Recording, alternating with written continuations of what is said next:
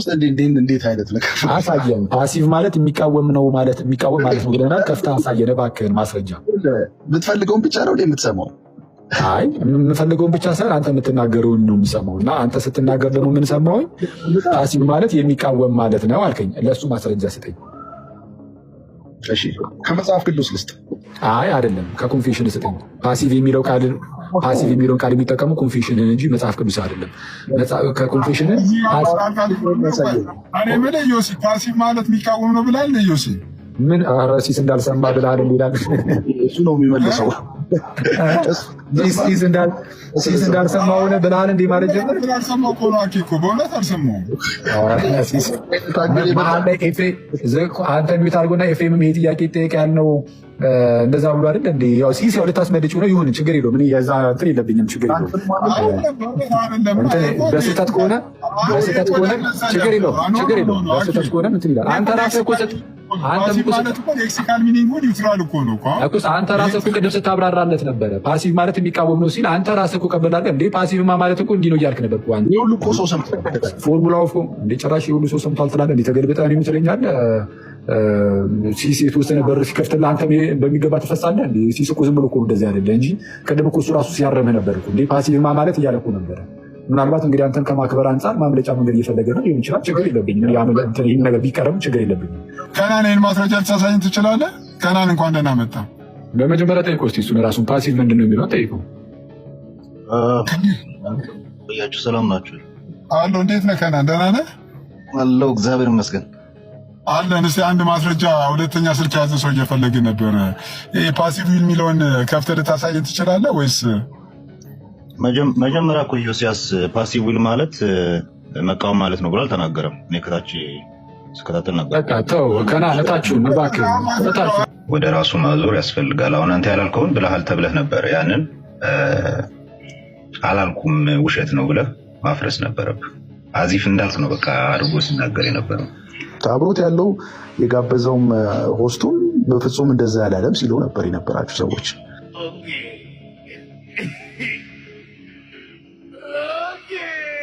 ለእናንተ አስተምሩ፣ በሉተራን አስተምሩ። ዳግም ያልተወለደ ሰው ፈቃድ ከእግዚአብሔር ዘወር ያለ ብቻ ነው ወይስ ሁልጊዜም ተቃራኒ ነገር ብቻ ነው የሚያደርገው? ተቃራኒ ነገር ብቻ ነው የሚያደርገው። ይህ ነገር ለእያንዳንዱ ግለሰብ የተሰጠ ነው? አዎ። እያንዳንዱ ግለሰብ ምንድነው ከአዳም የተገኘው ሁሉ ከእግዚአብሔር ዘወር ያለ ብቻ ሳይሆን ሁልጊዜም ተቃራኒ ብቻ ነው። ተቃራኒ ብቻ ከሆነ ሰው ለመዳን ፈቃዱ ከተቃራኒነት ዞር ብሎ ፓሲቭ መሆን አለበት የለበትም? ፓሲቭ መሆን አለበትም ማለት ነው። ፓሲቭ አታውቅም? ምንድነው ፓሲቭ ዊል? ተደራጊ ማለት ነው። ፓሲቭ ዊል ማለት ምንድነው? አክቲቭሊ ላይቀበል ይችላል፣ ግን ሪጀክትም አያደርግም። እንዲህ ማለትም ተቃራኒ መሆንም አይችልም። ይችላል፣ ተቃራኒ መሆን ይችላል። አላልኩም፣ ስለ ፓሲቭ ነው የነገርኩህ። ፓሲቭ የሚባለው ኒውትራል ነው። ፖዚቲቭሊ መቀበል አይችልም፣ አክቲቭ ላይ ብሎ በኔጌቲቭ ሳይድም ደግሞ እንዲህ ማለት አይችልም። ኒውትራል ነገር የሆኖ የሚቀመጥ ፓሲቭ ማለት ኮንዲሽን አይደለም። ፓሲቭ በሆነበት ሁኔታ ላይ ነው የምልህ። ፓሲቭ በሆነበት ሁኔታ ላይ እምቢ የሚል ነው አይደለም። ምንም ነገር ማድረግ አይችልም። ፓሲቭ ዊልን አክቲቭ ዊልን እንጂ ያወቀውም አልመሰለኝም ጉዳይ። ይሄ እናንተ እምነት ነው። እውነቱን ለመናገር እኮ ፓሲቭ የሚለው ምንድን ነው የሚለውን ብቻ ነገረን። ይሰማል? ፓሲቭ የሚለውን ብቻ ነገረን። ማድረግ የሚችለው እግዚአብሔርን መቃወም ብቻ ነው። ማድረግ የሚችለው እግዚአብሔርን መቃወም ብቻ ነው። ማድረግ የሚችለው እግዚአብሔርን መቃወም ብቻ ነው። መጀመሪያ እኮ ኢዮስያስ ፓሲቭ ዊል ማለት መቃወም ማለት ነው ብሎ አልተናገረም።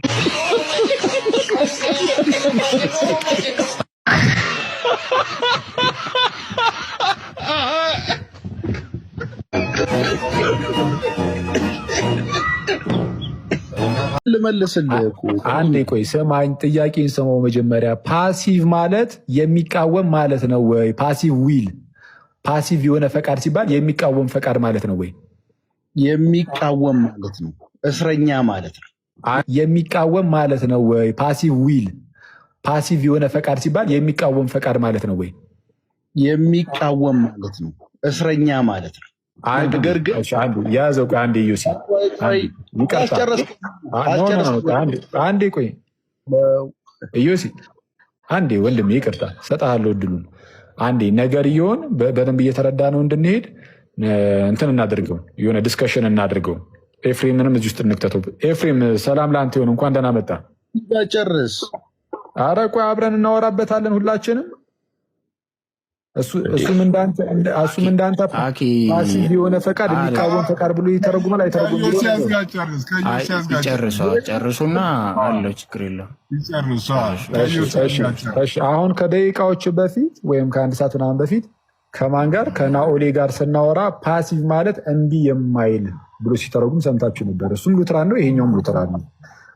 ማነው ትክክል? ናኦሌ ትክክል ነው። ኢዮሲ አንተ ትክክል አይደለም።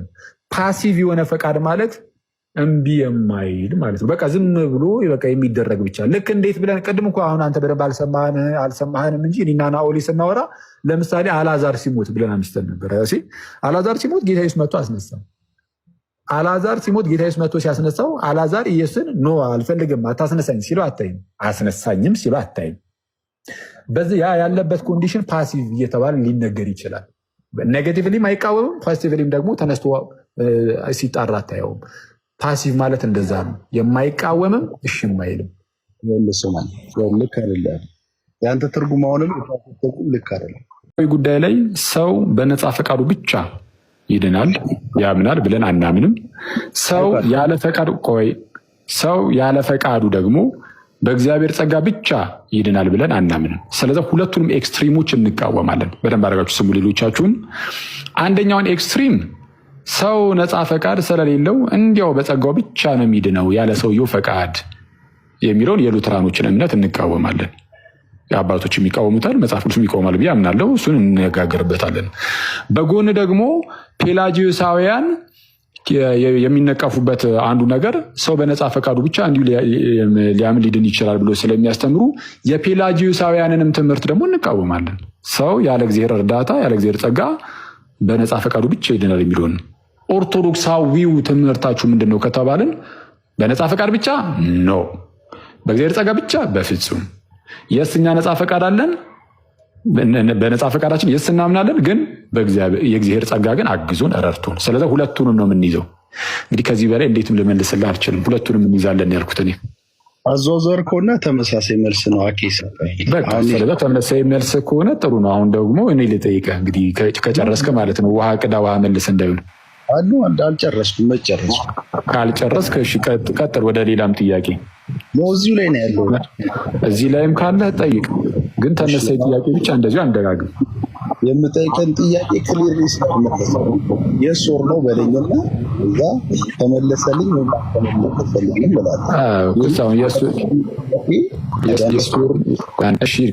ሲስ ሚዩት አድርግላቸው። ጥያቄ አክት ኦፍ ፌዝ ላይ ያለ እግዚአብሔር ረድኤት አንድ ሰው ማመን ይችላል ወይ? ይሄ ነው ጥያቄ። ለስኩልህ እኮ እሱን ነው የሶርኖ አይ አንተ ስላልክ አይደለም እኮ አንተ የሶርኖ በሉኝ ስላልክ እኮ የሶርኖ እኮ አንልም። አልገባህም እዩስ ያልገባህም። ቆይ አንዴ ያዘው ሚዩት አድርገው። ያንተ ጥያቄውን ቀጥታ መልሳለሁ እኮ ግን ሚስሊዲንግ እንዳይሆን ግን ሙሉ የሆነ መልስ ግን ልናስቀምጥ ይገባል። አይተዋል። ሙሉ የሆነ መልስ ምንድን ነው የተባለው? በማመን ጊዜ ያለ እግዚአብሔር እርዳታ ማመን ትችላለህ ብሎ ጠየቀኝ። ይኸው በደንብ አድርጋችሁ ስሙ አሁን መልሳችንን። አይ እኛ እኮ ነፃ ፈቃድ ብቻ አማኞች አይደለንም። ስለዚህ ያለ እግዚአብሔር እርዳታ ማመን አንችልም፣ መዳን አንችልም። እኛ ድህነታችን እምነታችን አይደለም መልካም እንደዚህ አይነት የድህነት ጉዳይና የትኛውም መልካም ነገሮቻችን ሁሉ ላይ የእግዚአብሔር እርዳታ አለበት። ያለ እግዚአብሔር እርዳታ እኛ ምንም የምናደርግ አይደለንም ነው የምንለው። ስለዚህ የእግዚአብሔር እርዳታ በነገር ሁሉ ሚዩት አድርገ ዩሲ ከታላቅ ይቅርታ ጋር ማለት ነው። ስለዛ የእግዚአብሔር እርዳታ የግዴታ ያስፈልገናል። ወንድማችን የጠየቀውን እንዳትረሱ ጋይስ። ያለ እግዚአብሔር እርዳታ መዳን ማመን ትችላላችሁ ተባለ። ማመን አንችልም፣ መዳን አንችልም ያለ እግዚአብሔር እርዳታ። ግዴታ የእግዚአብሔር እርዳታ ያስፈልገናል ብያለሁ። መልሻል መልከታ ግን ሚስዲ ዳይሆን ምን አልኩኝ?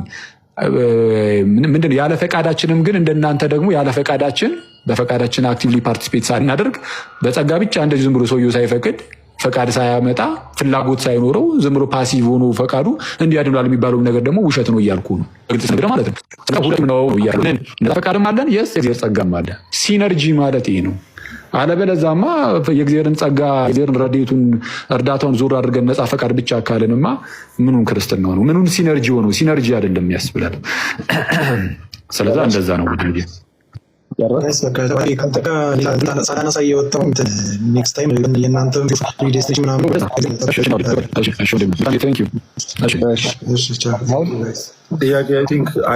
ጥያቄ ብጠይቅ ሞር የተሻለ ነው። በጣም ረደንደንት ሆነ።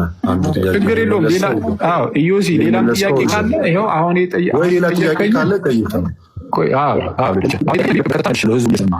ሌላም ጥያቄ ካለ ጠይቅም ፕሊዝ። ችግር የለም። ዛሬ በደንብ እስቲ ጠይቁን እስቲ። ይኸው የእኔ ጥያቄ የመለስክልኝ ሰውየው ማመን ስለቻለ ሳይሆን እግዚአብሔር ምንድን ነው ስለረዳው ነው የሚያምነው ነው። የእግዚአብሔር ሰውየው ማመን ስለቻለ ሳይሆን ያልኩት እንደዛ አላልኩም። አየህ፣ ሰውየው ማመን ስለቻለ ብቻ ሳይሆን አየህ፣ ብቻ አይደለም። ሰውየው ማመን ስለቻለ ነው። አዎ ማመን ይችላል። ግን እሱ በራሱ ማመን ይችላል። በቃ አለቀ። ያለ እግዚአብሔር እርዳታ የእግዚአብሔር እርዳታ ዙር ማድረግ ይችላል? አይችልም። ስለዛ ብቻ የምትለዋን ተዋትና ሁለቱንም ነው ያልኩት። ስለዚ ሁለቱንም አጣምረህ ይዘህልኝ ጠይቀኝ። እንዴ ብቻማ ነው። ለምን ላሳየህ? ብቻ እንዴት እንዳልከኝ ላሳየህ። አይ ኧረ በስመ አብ፣ አንተ ብቻ አይደለም እያልኩ ብቻ እንዴት እንዳልከኝ ላሳየህ ትላለህ። እሺ ስለመለስክልኝ ነው። ወደ መለስክልኝ መልስ ልውሰድ። ምንድን ነው ያልከኝ? ቅድም ስጠይቅህ ሰውየው ማመን ስለቻለ እግዚአብሔር ረድኤት ባያደርግለት ይድናል ወይ አልኩ። አይድንም አልከኝ አላልከኝ? የእግዚአብሔር ረድኤት የግድ ያስፈልገዋል ለማመኑ አላልከኝ? እሺ ስለዛ ምን ብቻ ያስብላል? ይሄ ታዲያ ኤክስክሉሲቭሊ ሰውየው ስላመነ ሳይሆን እግዚአብሔር ስለረዳው ነው የሚያምነው ማለት ነው። ስለዛ እሱን እኮ ነው የሚለው። ስለዛ አሁን የእግዚአብሔር እርዳታ ብቻ አያስብልም ነው እያልኩ ያለሁት። እግዚአብሔር ካልረዳው መዳን አይችልማ። እግዚአብሔር ካልረዳው መዳን አይችልም። ግን የእግዚአብሔር እርዳታ ብቻ ብለን ግን አንገልጸውም። ምክንያቱም ሰውየውን በፈቃዱ እያመነ ነው። አዛ ጋር ወዳጅ ወይስ እየገባህ አይደለም? ማመን ዲተርሚኔንታል ፋክተር አይደለም ማለት ነው።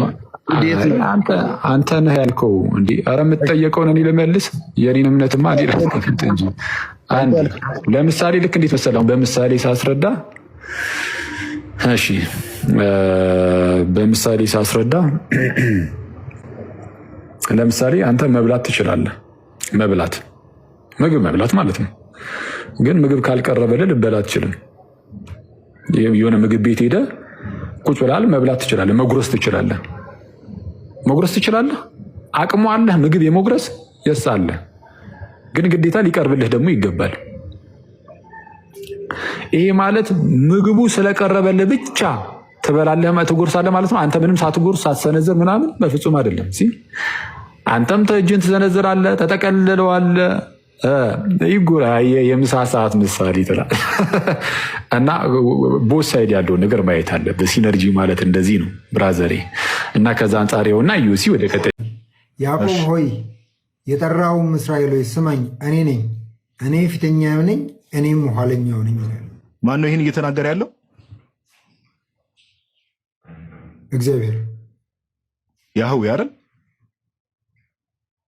አዎ። እሺ ቁጥር 13 ላይ ቀጥል። ቁጥር 13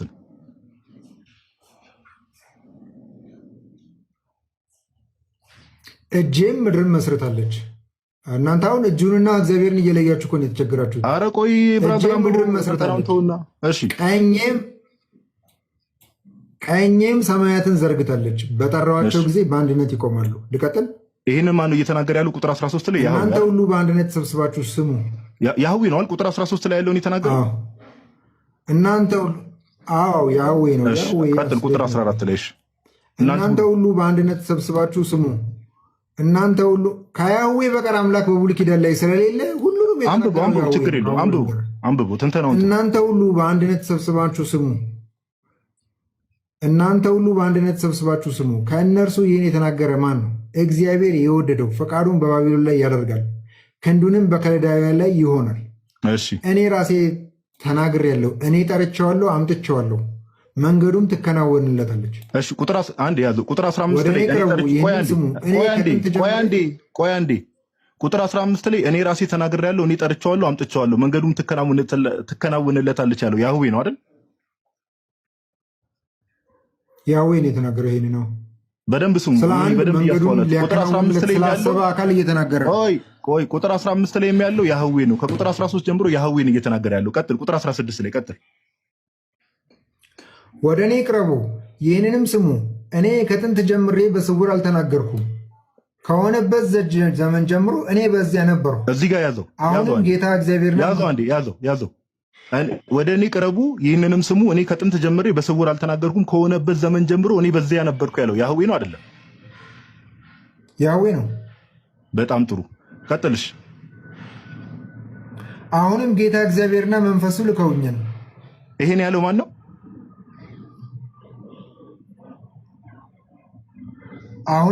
አሁንም ጌታ እግዚአብሔርና መንፈሱ ልከውኛል ያለው ኢሳያስ ሊሆን ይችላል።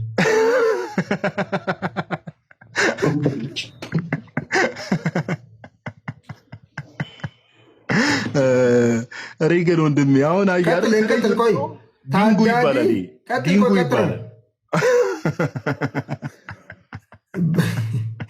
ሳቁን ተውና ቀጥል። ሬገን ድገመው አንዴ። እዚህ ጋር ያለውን ደግማ አንብልን። በገዛ ቆንጨራ የሚለውን አንድ ያንብልን እዛ ላይ። እሺ አነባለሁ። ኞኒ አንባ ያራዳ ልጅ ወደ እኔ ቅረቡ፣ ወደ እኔ ቅረቡ፣ ይህንም ስሙ። እኔ ከጥንት ጀምሬ በስውር አልተናገርኩም፣ ከሆነበት ዘመን ጀምሮ እኔ በዛ ነበርኩ። አሁንም ጌታ እግዚአብሔርና መንፈሱ ልከውኛል ያለው ማን ነው? በገዛ ቆንጨራዬ ነው። ኢሳያስ ሊሆን ይችላል ያልኩህ እኮ ሊሆን ይችላል። ስለዚህ ጋይስ በሊሆን ይችላል ላይ እምነት ሊመሰረት አይችልም። ችግር የለውም። አይደለም ሊሆን ይችላል የሚል እምነት አለ እንዴ? አለ እንዴ? ሊሆን ይችላል የሚል እምነት አለ። በእንደዛ ሴንስ አይደለም ያልኩ ያለሁት አልክ እኮ። በምንድን ነው ሴንስ አይደለም ያልኩ ያለሁት? ኢሳያስ ምን ያለው አባቴ? ይሄንን እኮ ነው።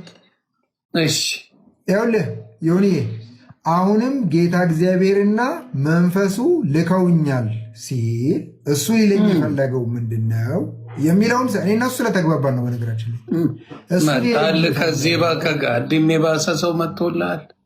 እግዚአብሔር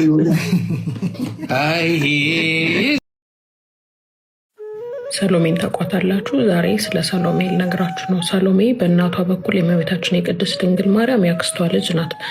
አባቷ ደግሞ እመቤታችንን እንዲጠብቅ ባደራ መልክ የተሰጠችው አረጋዊ ዮሴፍ ነበረ። ከሞተችው ሚስቱ የወለዳት ልጁ ናት። አረጋዊ ዮሴፍ እሷን ብቻ ሳይሆን እነ ዮሐንስን ሐዋርያው ዮሐንስንም ከሞተችው ሚስቱ የወለዳቸው ልጆች ናቸውና ሰሎሜ የእነሱ ታላቀት ነበረች። እነሱን በእንክብካቤ ያሳደገች እህታቸው ነበረች። ከዛ ጌታችንና መድኃኒታችን ኢየሱስ ክርስቶስን እመቤታችን በድንግልና ጸንሳ በድንግልና ስትወልድ ይህንን ስታይ ትገረማለች። እንዴት ነው የሰው ልጅ በድንግልና ጸንሶ በድንግልና ሊወልድ የሚችለው? እንዴት ይህ ሊሆን ይችላል? ለፍጡራን ይህ እንዴት ይቻላል ብላ በጣም ልቧ ይጠራጠራል። ይህንንም መጠራጠሯን ማረጋገጥ ትፈልግና እመቤታችንን ሰውነቷን ትዳስሳታለች፣ ልታረጋግጥ ማለት ነው። ልክ ሰውነቷን ሁለት እጆቿ በነኩበት ሰዓት እጆቿ በሙሉ በሳት ተቃጠሉ። ሁለቱም እጆቿ በሳት ተጨነጣጠሩ፣ ተቃጠሉ።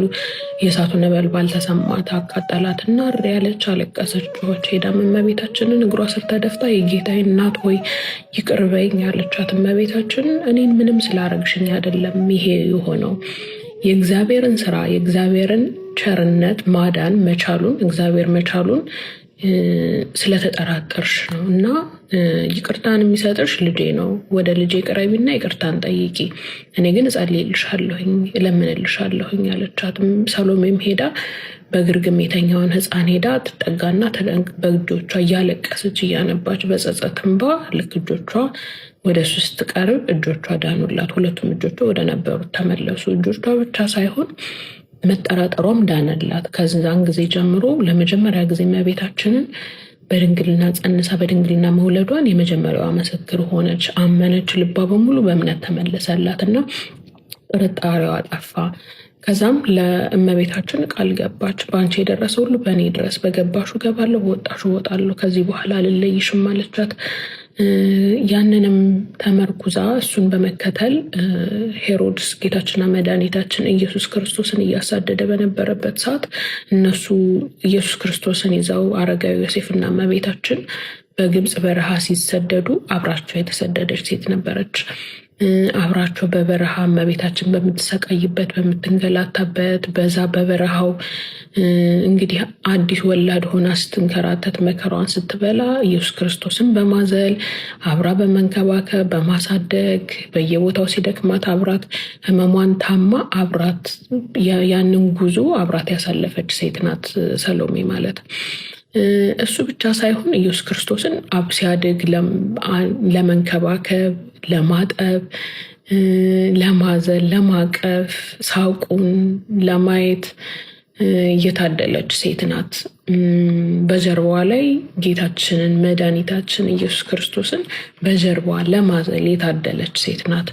ይህ ብቻ ሳይሆን ካደገ በኋላ ትምህርት በማስተማር በየቦታው የእግዚአብሔርን ቃል ለሰው በማስተማር በሚሄድበት ቦታ ሁሉ አገልግሎቷን አላቆመችም ነበር። በአገልግሎት በየሄደበት እየሄደች ከሐዋርያት ጋር አብራ ትከተላቸው ነበረ። በየሄደበት ሁሉ አብራ አገልግሎት ትሰጥ ነበረ፣ ታገለግላቸው ነበረ። ይህ ብቻ ሳይሆን እመቤታችን ቅድስት ድንግል ማርያምን እስከ ጥግ ድረስ እስከ ቀራንዮ ድረስ የተከተለቻት አብራት የነበረች ሴት ናት። ያኔ ሰው ሁሉ በሸሸበት ኢየሱስ ክርስቶስ መስቀል ላይ በዋለበት ሰዓት እመቤታችን አንዱን ልጇን ስታጣ እንደዛ ሲሰቃይ መስቀል ላይ ሲውል በሀዘኗ ከጎኗ የነበረች አብራት ሀዘኗን ያዘነች ያለች አብራት ሴት ነበረች ሰሎሜ ማለት። ይህ ብቻ ሳይሆን ጌታችንና መድኃኒታችን ኢየሱስ ክርስቶስ ከሞተ ከተቀበረ በኋላ ያው እንግዲህ ወታደሮች ወደዛ ቦታ የሚቀርብ ሰው ያው ሰው ሁሉ ስለሚፈራው ሁሉም ሰው አይሄድም።